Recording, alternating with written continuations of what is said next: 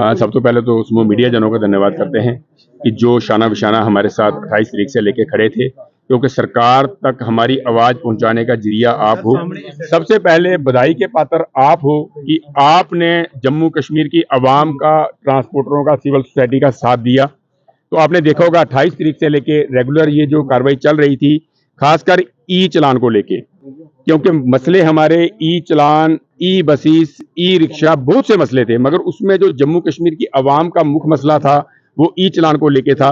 तो उसमें honourable lieutenant governor साहब ने उसमें एक सराहनीय कदम लेते हुए, संज्ञान लेते हुए, हमारी रिप्रेजेंटेशन के ऊपर गौर करते हुए चीफ सेक्रेटरी साहब और डिवकाम साहब, सेक्रेटरी ट्रांसपोर्ट, सबको हिदायत दी थी कि सिविल सोसाइटी को और ट्रांसपोर्ट को सुना जाए और इनको सुन के इनका जो मसले का हल है वो निकाला जाए।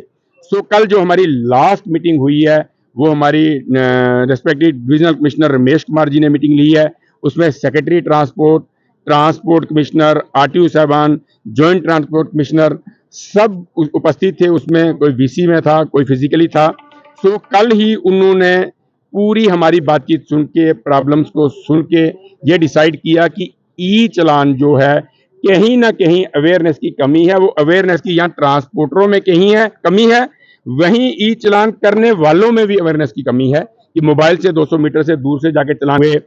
फौरी तौर में ये जो ई चलान के थ्रू ये जो आरसी और परमिट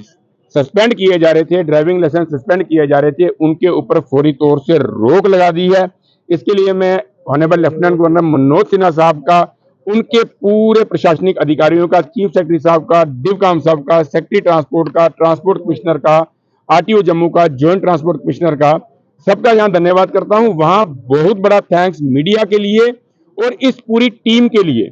जिस टीम ने जम्मू कश्मीर की आवाम का दर्द समझते हुए सबसे पहले 5-6 दिन पहले एक Jammu Kashmir transport and civil society coordination committee का जो गठन किया था।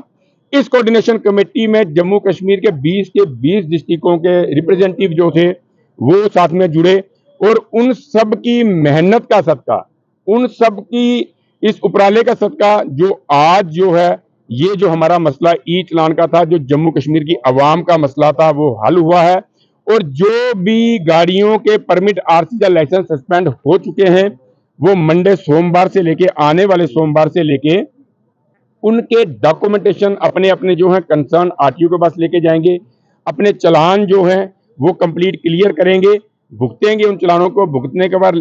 कंसर्न आरटीओ के पास जाएंगे तो आरटीओ वो अथॉरिटी है कि उनकी गाड़ियों को और ड्राइविंग लाइसेंसों को जो ब्लैक लिस्ट किया हुआ है, सस्पेंड किया हुआ है, उसको दोबारा बहाल किया जाएगा। मैं एक बार फिर से यहाँ ऑनरेबल लेफ्टिनेंट गवर्नर साहब का धन्यवाद करता हूँ। वही हमारी प्रॉब्लम्स जैसे ई बसेस को लेके है,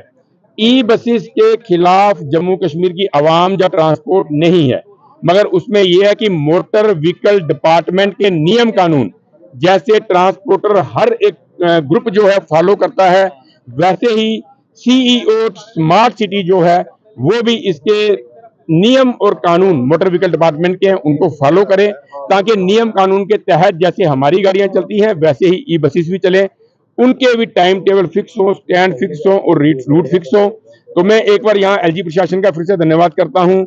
अपनी पूरी टीम का, मेरे प्रधान साहब विजय सिंह चिब जी, देवेंद्र चौधरी जी, भरत भूषण जी, महेंद्र सिंह जी, वही हमारे साथ सिविल सोसाइटी में जो जुड़े हुए थे, क्योंकि हमारी जो टीम है 50% अगर जम्मू में है तो 50% कश्मीर में है। वहाँ हमारे जनरल सेक्रेटरी साहब यूसुफ जी, वहाँ हमारे सीनियर वाइस चेयरमैन साहब मत्ता साहब और शबीर भाई साहब, क्योंकि वहां भी उन्होंने सब ने एक साथ मिलके हमारी ये जो जम्मू कश्मीर की आवाम की प्रॉब्लम थी उसको कंधे से कंधा मिला के सब चले हैं। और आज पहली